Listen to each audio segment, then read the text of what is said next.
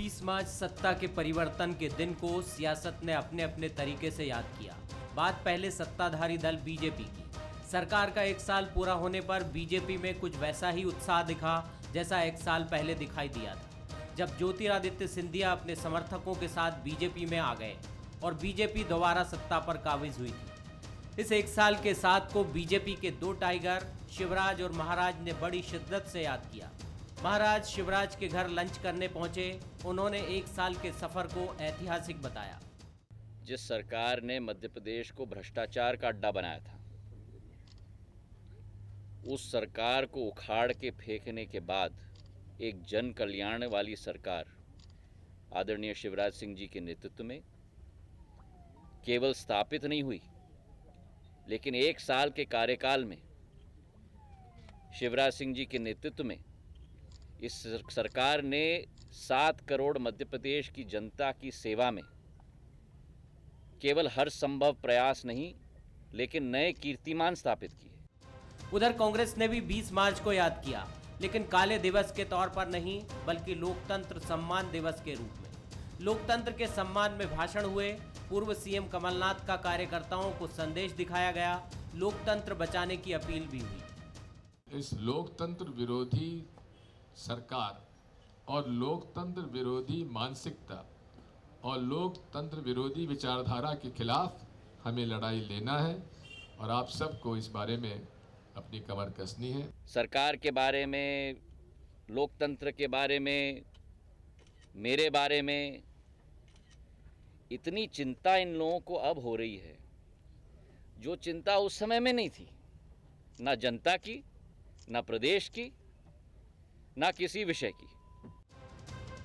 जब से कांग्रेस के हाथ से सत्ता गई है, तब से उसे देश का लोकतंत्र खतरे में दिखने लगा है। यह अलग बात है कि कांग्रेस को अपनी ही पार्टी में लोकतंत्र नहीं दिखता। शायद कांग्रेस इस पर गौर पहले कर लेती तो सिंधिया बीजेपी में नहीं जाते और आज लोकतंत्र को गढ़ने वाली देश की सबसे पुरानी पार्टी को लोकतंत्र सम्मान दिवस मनाने की जरूरत नहीं पड़ती। दूसरी तरफ एक साल का साथ तो अच्छा रहा, लेकिन सत्ता के नए प्रयोग में बीजेपी आगे कितनी सफल होगी, इसका सबको इंतजार है। बासु चोरे के साथ ब्यूरो रिपोर्ट, बंसल। नमस्कार, मैं हूं आपके साथ सुहेल खान। हमारा आज का मुद्दा है पहला साल है। पिछले एक साल में प्रदेश की सत्ता का नया प्रयोग सफल नजर आ रहा है, लेकिन एक साल पहले सत्ता के उस भूचाल को भी याद करना जरूरी है जब कमलनाथ के एक बयान के बाद ज्योतिरादित्य सिंधिया ने पार्टी ही छोड़ दी। उनके 22 समर्थक विधायकों ने भी इस्तीफा दे दिया और वो सिंधिया के साथ बीजेपी में शामिल हो गए। उसके बाद कमलनाथ सरकार अल्पमत में आ गई। 20 मार्च 2020 को कमलनाथ को मुख्यमंत्री पद से इस्तीफा देना पड़ा। उसके बाद बीजेपी दोबारा सत्ता पर काबिज हुई और जैसा समझौता रहा होगा उसके मुताबिक सिंधिया खेमा भी सत्ता में भागीदारी निभा रहा है। पिछले एक साल में सत्ता के परिवर्तन में जो कुछ भी हुआ वो क्या संकेत देता है? कांग्रेस से आया एक बड़ा धड़ा क्या बीजेपी में पूरी तरह से मर्ज हो चुका है? आने वाले दिनों में बीजेपी की सियासत किस दिशा में जाएगी? क्या यह माना जाए कि बीजेपी अपने नए प्रयोग में सफल हो रही है या इसमें कोई शक शुबा अभी भी बाकी है? इन्हीं तमाम सवालों को लेकर शुरू करते हैं आज का मुद्दा। मिलिए मेरे साथ जुड़े उन तमाम मेहमानों से जो इस वक्त मेरे साथ जुड़ गए हैं। राजेश सोलंकी साहब का स्वागत है, बीजेपी नेता हैं, इस वक्त ग्वालियर से मेरे साथ जुड़े हैं। इनके अलावा स्वदेश शर्मा साहब मेरे साथ स्टूडियो में जुड़ गए हैं, बहुत स्वागत है, आप प्रवक्ता हैं कांग्रेस के। और सुशील शर्मा साहब वरिष्ठ पत्रकार इस वक्त मेरे साथ स्टूडियो में मौजूद है। आप तीनों मेहमानों का बहुत स्वागत है। सुशील शर्मा साहब, शुरुआत आपसे करना चाहूँगा। बीजेपी, संगठन, सत्ता, एक साल और राजनीतिक कुशलता किस तरह से नापेंगे आप? नहीं, देखिए, अगर आप देखें तो जिस तरीके का सत्ता परिवर्तन इसी महीने में पिछले साल हुआ था और बीजेपी की सरकार बनी थी, उसके बाद दो चीज़ें तो बहुत स्पष्ट हो गई कि सिंधिया के साथ जितने भी विधायक गए थे वो भाजपा के हो गए, चुनाव लड़ लिए और चुनाव लड़ने के बाद कुछ जीत भी गए और कुछ हार भी गए। लेकिन अभी तक का आप पूरा एक साल का देखें तो ऐसी उम्मीद की जा रही थी कि इतनी बड़ी संख्या में कांग्रेसी बीजेपी में एडजस्ट नहीं हो पाएंगे। कुछ ना कुछ जो है कहीं ना कहीं जो है बगावती तेवर या विरोधाभास बना रहेगा। तो हमें लगता है कि मध्य प्रदेश सरकार में तो ज़रूर ऐसा देखने को नहीं मिल रहा है। जो कांग्रेस के नए नवेले जो लोग हैं जो बीजेपी में गए, वो पूरी तरीके से सामंजस्य बैठाने की कोशिश कर रहे हैं, और बीजेपी भी उनका मुझे लगता है कि आत्मीय तरीके से स्वागत करने की कोशिश करती हुई दिख रही है। अब कितना बीजेपी उसको आत्मसात कर रही है, ये एक बड़ा सवाल रहेगा। लेकिन अभी जो यक्ष प्रश्न एक जो बना हुआ है कि सिंधिया जी का एडजस्टमेंट कहाँ होगा, जिसको लेकर आप देखिए राहुल गांधी ने भी पिछले 1 साल की खामोशी के बाद अब जाकर जब ट्वीट किया था तो यही बात थी कि सिंधिया जी बैक बेंचर बन गए। तो उनकी अगर एक बार और कहीं उनको मिल जाता है कुछ ओहदा, तो फिर वो जो लगता है कि पूरी तरीके से सिंधिया धड़ा बीजेपी में जो है समावेश कर जाएगा। चलिए, ये अंदाज लगाऊं मैं आपकी इस बात से कि सिर्फ एक पेंच फंसा है, सिंधिया जी का एडजस्टमेंट, अदरवाइज सब कुछ ठीक ठाक है। जी, लगता तो यही है कि ठीक ठाक। और आप मुझे बताइए कि ऐसी कोई स्थिति दिख भी नहीं रही है। बीजेपी में एक उम्मीद की जा रही थी कि इतनी बड़ी संख्या में लोग जब दल बदल कर रहे हैं तो बीजेपी का जो वास्तविक कार्यकर्ता उस क्षेत्र का जो विधायक का चुनाव हारा हुआ उम्मीदवार है, वो कहीं ना कहीं बगावती तेवर दिखाएगा। तो उन सब चीज़ों को भी बीजेपी ने अच्छी तरीके से जो है व्यवस्थित कर लिया है। जो लोग जाना चाहते थे वो चले भी गए, वो चुनाव मैदान में भी उतरे और वो हार भी गए। लेकिन स्वदेश शर्मा साहब इस वक्त स्टूडियो में मौजूद हैं, और जैसा सुशील शर्मा साहब कह रहा था कि ऐसी कोई सूरत नज़र तो नहीं आ रही कि अब फूट की कोई स्थिति पैदा हो, लेकिन स्वदेश शर्मा साहब को शायद अभी भी ये उम्मीद होगी, हालांकि इस उम्मीद में 1 साल गुजर गया है। सोहेल साहब, हम उम्मीदों पर तो हम क्या, पूरा विश्व, पूरा जीव जंतु तक कायम है और उम्मीद करना भी चाहिए लोगों को। लेकिन हमें दुख इस बात का है, अफसोस इस बात का है कि माननीय ज्योतिरादित्य सिंधिया जी उन महान शख्सियत के सपुत्र हैं जिनको हम ग्वालियर चंबल संभाग के लोग आदर्श के रूप में पूजा करते थे। ये सिंधिया जी जब राजनीति में आए तो ये समझ लीजिए युवाओं को एक अच्छा क्रेज मिला था कि सिंधिया जी हमारे लीडर हैं। अब सिंधिया जी ने अपने स्वार्थों के चलते और अपनी व्यवस्थाओं को पलटने के चलते इन्होंने सरकार को गिराया, लोकतंत्र के द्वारा चुनी हुई सरकार को, ऐसी सरकार को गिराया जिसने इनके 15 वर्ष के कुशासन के दौरान 2018 में जनता ने जनादेश दिया था कि हम शिवराज सिंह जी का चेहरा मुख्यमंत्री के रूप में नहीं देखना चाहते। जनादेश मिला, माननीय कमलनाथ जी मुख्यमंत्री बने। पहला हस्ताक्षर ऐसी बेहंगम समस्या थी, विराट समस्या थी कि इनके 15 वर्ष के कार्यकाल में किसानों ने 15,126 किसानों ने आत्महत्या की थी। तो हमने जो घोषणा की थी, जो हमने वचन दिए थे, उन वचनों में सबसे पहला हस्ताक्षर माननीय कमलनाथ जी ने किया तो किसानों की कर्ज माफ़ी से किया।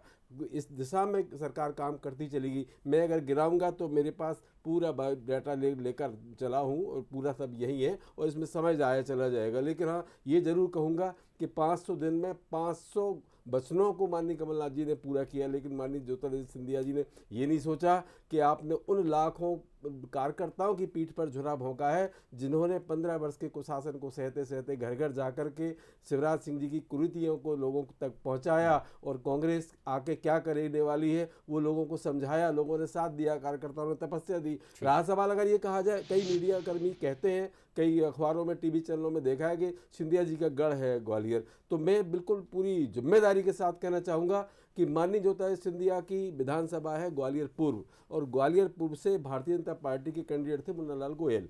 माननीय सिंधिया जी ने आके स्वयं वोट डाला, सबने देखा, पूरी मीडिया ने, और उस सीट को भी भाजपा जीत नहीं पाई, वहाँ कांग्रेस जीती। ग्वालियर जिले में 3 चुनाव हुए, इस 3 में 2 कांग्रेस जीती। तो माननीय ज्योतिरादित्य सिंधिया जी वहाँ जाके कैसे हो गए किसी से छुपा नहीं है। लेकिन हाँ, इतना जरूर कहूँगा कि माननीय सिंधिया जी ने जो किया है वो मध्य प्रदेश की जनता जरूर भुगत रही है। ठीक, कांग्रेस की तमाम उपलब्धियों को जो उस 15 महीने के दौरान बतौर स्वदेश शर्मा साहब, बकौल स्वदेश शर्मा साहब थी, वो तो उन्होंने गिना दी, लेकिन दरअसल कांग्रेस के भीतर कुछ तो ऐसा घटा होगा जिसको लेकर सिंधिया में नाराज़गी थी और फिर सत्ता परिवर्तन तक हमको देखने को मिला। रुख करेंगे ग्वालियर की तरफ। राजेश सोलंकी साहब हमारे साथ जुड़े हुए नेता हैं बीजेपी के।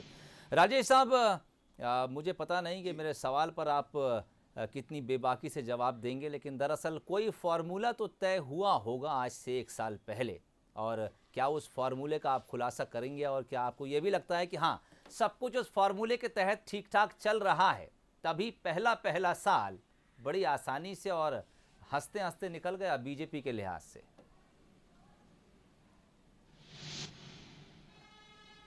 नहीं, बड़ा स्पष्ट है, सबको मालूम है। एक फार्मूला था, आपको ही मालूम है, सुदेश जी जानते हैं, सुशील जी जानते हैं, मैं भी जानता हूँ कि जिन लोगों ने मध्य प्रदेश को बचाने के लिए अपनी विधायकी छोड़ी, उसको हमको उन सभी को हमको टिकट देना है। तो उस फार्मूले पर भारतीय जनता पार्टी ने काम किया। हम लोगों ने, जिन लोगों ने मध्य प्रदेश बचाने के लिए अपनी विधायकी छोड़ी थी, हमने उनको टिकट दिया।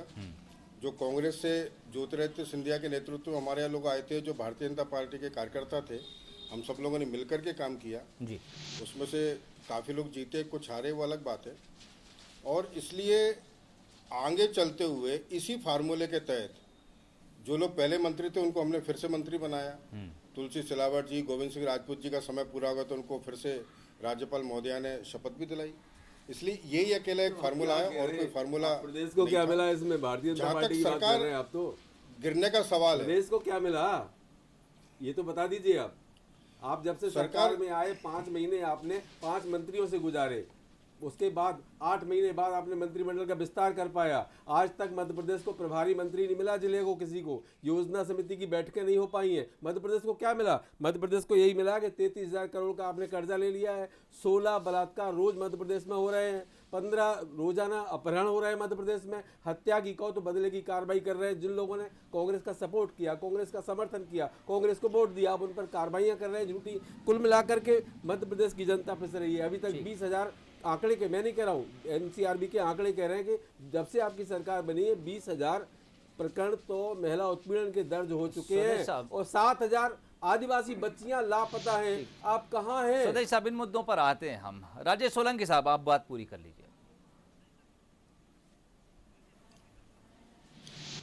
ये ना, ये जो सुदेश जी बोल रहे थे ना, ये कांग्रेस की समस्या है।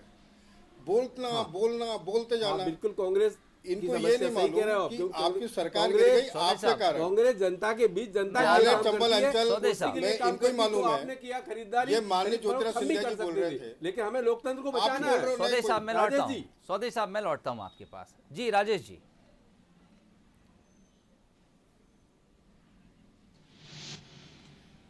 इसलिए मेरा कहना है कि ज्योतिरादित्य सिंधिया जी खुद ने अपने लिए सरकार नहीं गिराई, इसको भी समझने की कोशिश करो।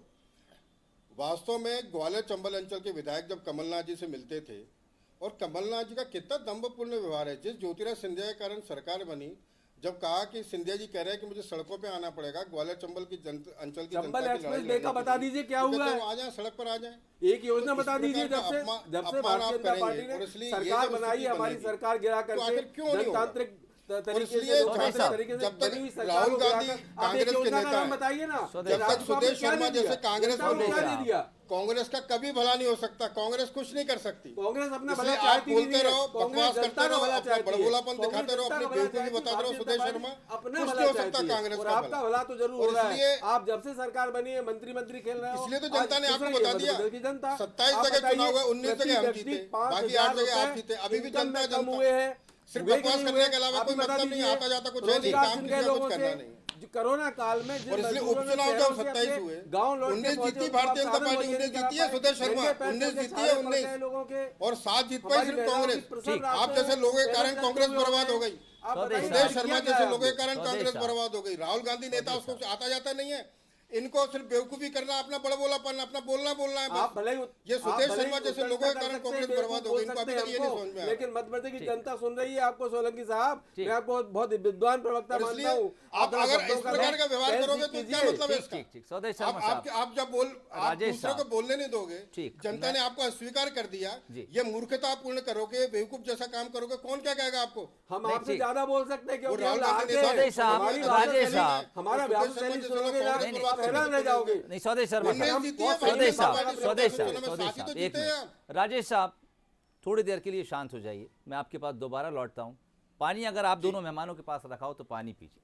सुशील शर्मा साहब, जिस फॉर्मूले की बात राजेश साहब कह रहे थे कि विधायक के बदले विधायक, बोला क्या? ये मेरे से ज्यादा जानता है क्या? नहीं राजेश साहब, थोड़ा शांत हो जाइए, कोई बात नहीं। मैंने देखिए स्वदेश शर्मा साहब ने मेरे कहने पे पानी पी लिया है, आप भी पानी पीजिए, शांत रहिए। मैं दोबारा आपके पास लौटता हूं। दरअसल इस तरह की जब बातचीत होती है तो हम मुद्दों से भटक जाते हैं, बातचीत किसी और दिशा में निकल जाती है। सुशील शर्मा साहब, विधायकी के बदले विधायकी, मंत्री के बदले मंत्री पद। ज्योतिरादित्य सिंधिया के लिए शायद राज्यसभा पहुंचना उतना मुश्किल नहीं था। आपको लगता है कि क्या यही वो फॉर्मूला रहा होगा? क्योंकि विधायक पर विधायक, मंत्री पर मंत्री या राज्यसभा, यही रास्ता था, या आपको लगता है कि कहीं किसी के राजनीतिक कद को ठेस पहुंची थी, चोट पहुंची थी, जिसके बाद इतना बड़ा सियासी ड्रामा हमने मध्य प्रदेश में देखा है? नहीं, देखिए सोहेल जी, बहुत सीधी सी बात यह है कि अगर आप पूरे एपिसोड को समझना चाहते हैं, सिंधिया के एपिसोड को, तो आपको 2 चुनाव को देखना पड़ेगा। इसके पहले के चुनाव में भी सिंधिया जी को ज़बरदस्त तरीके से लॉन्चिंग की तैयारी चल रही थी कि मध्य प्रदेश आएंगे, कमान संभालेंगे, लेकिन उस समय भी जो है कांग्रेस के कुछ बड़े नेता रोड़ा बन गए और उनको चुनाव अभियान समिति तक सीमित रखा गया। उसके बाद ये पिछला वाला चुनाव था, उस समय भी यही तैयारी थी कि सिंधिया जो है लीड रोल में रहेंगे, लेकिन उस समय कमलनाथ जी आ गए। कमलनाथ जी ने कमान संभाल ली, सिंधिया जी को फिर जो है चुनाव अभियान समिति का अध्यक्ष बनाया गया। सरकार जब बन गई तब ये था कि जो है फिर एक बार से बड़े नेताओं में टकराव हुआ मुख्यमंत्री के पद को लेकर, उसमें भी सिंधिया जी को पीछे हटना पड़ा। मुख्यमंत्री बन गए, उसके बाद फिर से प्रदेश अध्यक्ष के लिए लॉबिंग शुरू हुई कि कांग्रेस प्रदेश अध्यक्ष में जो सिंधिया को मौका दिया जाए, ऐसी मांग उठी, लोग चाहते थे, सिंधिया समर्थक चाहते थे, लेकिन फिर जो है मामला वो भी टलता गया। तो लगातार जब उपेक्षा होगी, महत्वाकांक्षा को जो प्रतिफल नहीं मिलेगा, वो सिंधिया जी के साथ ये तब हो रहा था जब राहुल गांधी उनके मित्र और लोकसभा में राहुल गांधी के साथ बैठने वाले नेता थे।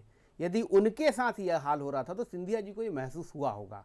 और उसके बाद जिस तरीके की जो है बयानबाजी भी चलती रही आखिरी में मुद्दों को लेकर, वो भले राजनीतिक रस्साकशी की मुद्दे पर हो, लेकिन ये तो कह दिया गया था कि सड़क पर उतर जाइए। तो जब ये सब बातें हो रही थी तो फिर सिंधिया जी को लगा होगा, और इस दौरान बीजेपी तो मौका लपकने के लिए तैयार थी ही। वो तो 1 साल से ये कोशिश कर रही थी कि सरकार कैसे वो हो जाए, लेकिन संख्या बल नहीं था। सिंधिया जी के साथ अपने आप एक संख्या बल था। तो ये जो जब दोनों चीजें हो गई तो आप देखिए ना, ये बहुत कम होता है कि आप सरकार में गिराकर सरकार बना भी लिए, आपने इस्तीफा भी दे दिया, लेकिन बिना विधायकी के अगर आप मंत्री बनाए जा रहे हैं तो ये कौन सा अनुबंध है? ये अनुबंध है, इसे कहते हैं अनुबंध, जो कि हाँ भाई आप मंत्री पद बना रहेगा आपका, इसे कहते हैं अनुबंध। नहीं तो क्या जरूरत थी, आप मैदान में जाते, लड़के आते, फिर मंत्री बनते। लेकिन अगर आप बिना विधायकी के मंत्री बनाए जा रहे हो, इतनी बड़ी संख्या में बनाए जा रहे हैं, तो फिर बात तो कुछ थी। लेकिन अब जो कांग्रेस, जो देखिए कांग्रेस के साथ दिक्कत क्या है, कांग्रेस अभी भी जो है संभलना नहीं चाहती। कमलनाथ जी को पिछले 4 परीक्षाओं में सिर्फ एक परीक्षा में जो है बहुत अच्छा उनका परफॉर्मेंस रहा कि वो सरकार के करीब तक सीटें ले आए। लोकसभा में बुरा हाल हुआ, ठीक, उपचुनाव में बुरा हाल हुआ, प्रदेश अध्यक्ष रहते कोई बड़ा आंदोलन मध्य प्रदेश में कांग्रेस खड़ा नहीं कर पाई 1 साल में। और उसके अलावा बजट सत्र में कांग्रेस का परफॉर्मेंस क्या था, नेता प्रतिपक्ष रूप में कितनी मीटिंग्स कमलनाथ ने अटेंड की, ठीक, कितने मुद्दों पर सरकार को घेरा। तो ये ऐसे जो है एक मजबूत विपक्ष जिसके पास 97 विधायक हो, उसका परफॉर्मेंस तो दिखना चाहिए, वो दिखा ही नहीं। तो कांग्रेस की ये कमी अभी भी बनी हुई है। ठीक, कमलनाथ का आपने जिक्र किया, सौदेव शर्मा साहब सवाल आपसे है जी। घर का बच्चा बिगड़ गया, आपने बच्चे पर कई आरोप लगा दिए, यहाँ तक कि आपने उन पड़ोसियों पर भी आरोप लगा दिए कि इन पड़ोसियों ने हमारे बच्चे को बिगाड़ दिया। लेकिन दरअसल जब जब उंगली घर के मुखिया पर उठी, उसका बचाव आप कैसे करेंगे? फैसले तो ऊपर से होते हैं, कुछ ना कुछ इल्ज़ाम तो मुखिया पर भी आना ही चाहिए। सोहेल साहब, बिल्कुल आपने सही सवाल किया है। और अभी हम देख रहे थे सुशील शर्मा पत्रकार महोदय ने बहुत बेबाकी से और बड़ी ईमानदारी से, निष्पक्ष रूप से जो अपना भाव प्रकट किया, मैं उसके लिए बहुत धन्यवाद देता हूं उनको, बिल्कुल। लेकिन माननीय सिंधिया जी का इतना सम्मान था, हम ग्वालियर चंबल संभाग के लोग उनको श्रीमंत कहते कहते नहीं आगाते थे कभी, आज भी श्रीमंत ही निकलता है मुझसे। तो श्रीमंत महाराज का इतना सम्मान था कि वार्ड स्तर के अध्यक्ष से लेकर के जिला अध्यक्ष, प्रदेश कार्यकारिणी और यहाँ तक के चुनाव अभियान समिति के अध्यक्ष, 2-2, 3-3 बार केंद्रीय मंत्री, सांसद और 50-50 टिकट बांटने का अधिकार, ये कांग्रेस ने उनको सम्मान के रूप में दिया है। राहुल गांधी जी के यहाँ बिना किसी अपॉइंटमेंट के जब चाहे फोन करें और पहुंच जाएं, बिना फोन के भी पहुंच जाएं, तो उनको मित्रवत व्यवहार मिलता था। अभी उनकी इतनी उम्र भी नहीं थी, अभी बहुत काफ़ी उम्र पड़ी है, लेकिन कांग्रेस में जो सम्मान था, मैं समझता हूँ माननीय सिंधिया जी वहाँ पहुँचकर जवानी में 8 वाणी जैसी मार्गदर्शक मंडल में डाल दिए गए हैं। इसीलिए माननीय राहुल गांधी जी ने कहा था कि बैक बेंचर हो गए हमारे मित्र, हमें बड़ी तकलीफ है। अगर भाजपा को इतनी तकलीफ है इस हमारे शब्दों से, हमारी आलोचनाओं से, हमारी तकलीफ से, तो आप उनको जल्दी केंद्र मंत्री बना दीजिए ना। ठीक, राजेश सोलंकी साहब से इस सवाल का जवाब हम ले लेते हैं। राजेश सोलंकी साहब, फार्मूला आपने बड़ी बेबाकी से हमारे साथ शेयर कर दिया था कि विधायक के बदले विधायक, मंत्री के बदले मंत्री, ज्योतिरादित्य सिंधिया के बदले क्या कुछ है। दरअसल सवाल स्वदेश शर्मा साहब उठा रहे हैं।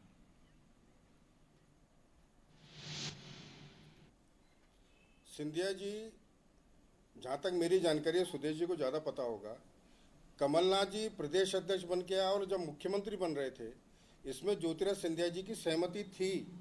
दिग्विजय सिंह जी, कमलनाथ जी, ज्योतिरादित्य जी, राहुल गांधी जी और जो प्रदेश के जो इनके प्रभारी होंगे, इसमें ज्योतिरादित्य सिंधिया जी की सहमति थी, तब कमलनाथ जी मुख्यमंत्री बने। एक्चुअली क्लैश जब शुरू हुआ सिंधिया जी का, इसलिए कि जब ग्वालियर चंबल अंचल की उपेक्षा हुई। जहाँ तक सिंधिया जी का सवाल है, मैं सुदेश जी को गारंटी देता हूँ वो निश्चिंत रहें। हम उनको केंद्रीय मंत्री बनाए नहीं बनाए, पीछे की कुर्सी पे बिठा लें या सामने बिठा लें या मंच पे बिठा लें, भाषण का मौका दें नहीं दें, हम कुछ भी करें, सिंधिया जी पूरी तरह हमारे रमे हुए हैं। हमारे दिल में उनके लिए सम्मान है। कमलनाथ जी ने सम्मान तो श्रीमंत तो आप भी कहते रहे, कमलनाथ भी श्रीमंती कहते थे, लेकिन फिर ये भी कहते थे कि आपको सड़क पे आना आ जाओ। इसलिए सिंधिया जी और हमारे दिल के संबंध हैं, आज के नहीं है, बहुत पुराने संबंध हैं।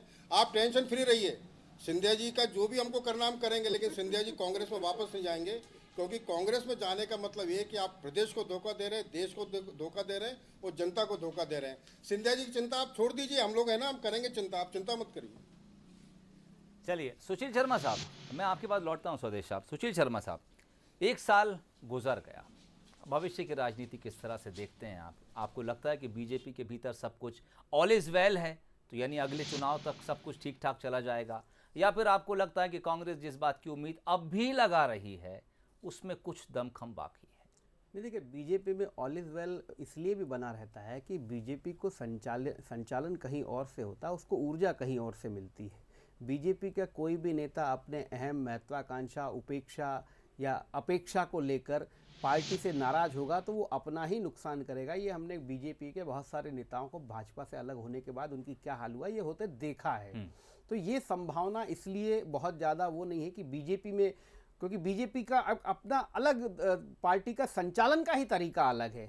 वहाँ आप देखिए, वहाँ कितने बड़े कद्दावर नेताओं को घर बिठा दिया जाता है, लेकिन वो उफ तक नहीं कर पाते हैं, और ये हम लगातार देखते आ रहे हैं। तो बीजेपी में वैसी कोई, केवल ये है कि क्या कांग्रेस ही इस परिपाटी में, क्योंकि सिंधिया की परीक्षा तो चली रही है, ये लंबे समय से सिंधिया जी राज्यसभा सांसद होने के बाद जैसा कि कयास लगाया जा रहा था, कयास ही थे, हमें नहीं मालूम है कि मंत्री पद देने का उनको आश्वासन मिला है कि नहीं मिला है, भविष्य में क्या होगा, लेकिन एक उम्मीद की जा रही थी कि इतने बड़े नेता ने दल बदल किया है तो स्वाभाविक है कि राज्यसभा में भेजा गया है तो उनके लिए मंत्री का भी जो है औहदा रखा गया होगा, लेकिन नहीं दिया जा रहा। तो ये धैर्य की जो परीक्षा है ये बीजेपी में बहुत ली जाती है, और सिंधिया उसी धैर्य की परीक्षा को समझ भी रहे हैं, और मुझे लगता है कि अब कहीं भी वो संयम खोते हुए दिख भी नहीं रहे हैं। और उनको जिन लोगों को मंत्री बनाना था वो सारे लोग मंत्री बन गए, और सरकार में उनकी सहभागिता भी है। तो अगले 2 सालों में ऐसी कोई विशेष मुझे तो नहीं लगता कि जो है, और हाँ, एक जरूर मौका भी आएगा जब नगरीय निकाय चुनाव घोषित होंगे जी, और जब टिकटों की बारी आएगी तब ग्वालियर चंबल और इनके विधायकों वाले क्षेत्र में बीजेपी का क्या नज़रिया रहता है और सिंधिया को क्या मिलता है, वो एक बड़ा निर्णायक, वो भी एक फैक्टर हो सकता है। चलिए, उसके लिए इंतजार करना होगा। स्वदेश शर्मा साहब, बहुत संक्षेप में आपसे जवाब चाहूँगा। एक बहुत साफ तौर पर कांग्रेस की तरफ से बयान आया कि जिसको कांग्रेस के साथ रहना था वो रह गया, और जिसको जाना था वो चला गया, यानी कांग्रेस के भीतर सब कुछ ऑल इज वेल है। लेकिन मैं आपको याद दिलाऊं, अरुण यादव साहब का नाम और मानक अग्रवाल का नाम। देखिए, ये बड़े नेताओं के बारे में, मैं प्रवक्ता हूँ मध्य प्रदेश कांग्रेस का, पार्टी का फेस माना जाता हूँ, लेकिन किसके बारे में क्या है, हमारे सारे नेता इकट्ठे होकर के कोई डिसीजन लेते हैं, और डिसीजन का पालन करना हम सब कार्यकर्ताओं का धर्म है, कर्तव्य है, यही हमारी ड्यूटी है। रहा सवाल इस बात का, अभी सिंधिया जी की बात पे 1 सेकंड के लिए मैं बोलूँगा जरूर कि ठीक है, इन्होंने कुछ लोगों को विधायक मंत्री बना दिया, हालांकि सिंधिया जी के साथ सिंधिया जी को 50-50 टिकट देने का अधिकार दिया था कांग्रेस ने, उन 50 में जीत कर आए थे, इसलिए वो सिंधिया जी के साथ चले गए, ये कांग्रेस ने सम्मान दिया था। क्या आने वाले चुनाव में 50 टिकट भारतीय जनता पार्टी सिंधिया जी के कहने पर देगी? क्या नगरीय निकाय चुनाव में महापौर का ग्वालियर का टिकट उनके कहने से? मेरा सवाल आपसे, कांग्रेस के भीतर सब कुछ ठीक है या नहीं उस पर, लेकिन आप फिर तो घूम फिर के बीजेपी पे आ गए। राजेश सोलंकी साहब, 230 बांटेंगे सिंधिया जी। राजेश सोलंकी साहब, चंबल के महापौर का टिकट भी वही देंगे। चलिए ठीक है, मैंने बहुत छोटा सा सवाल आपसे और छोटा जवाब चाहूंगा। क्या बीजेपी के भीतर 2023 तक सब कुछ ऑल इज वेल?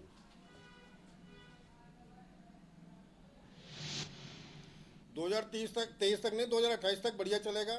23 में भी हम सरकार बनाएंगे, हम 28 में भी सरकार बनाएंगे। और भारतीय जनता पार्टी, अभी सुशील जी कह रहे थे, बहुत अच्छा संगठन है, जनता से हम सीधे जुड़े हुए और हम लोग सरकार बनाते रहेंगे जी। चलिए, तो फिर राजेश सोलंकी साहब ने न सिर्फ 2023 बल्कि 2028 तक के लिए स्वदेश शर्मा साहब को, कांग्रेस को चैलेंज कर दिया है। अब ये आने वाला वक्त बताएगा कि मध्य प्रदेश में जो सियासी ऊंट है वो किस करवट बैठेगा। राजेश सोलंकी साहब, स्वदेश शर्मा साहब और सुशील शर्मा साहब, आप तीनों मेहमानों का बहुत बहुत शुक्रिया। तो आज का मुद्दा में फिलहाल इतना ही, इजाजत दीजिए, नमस्कार।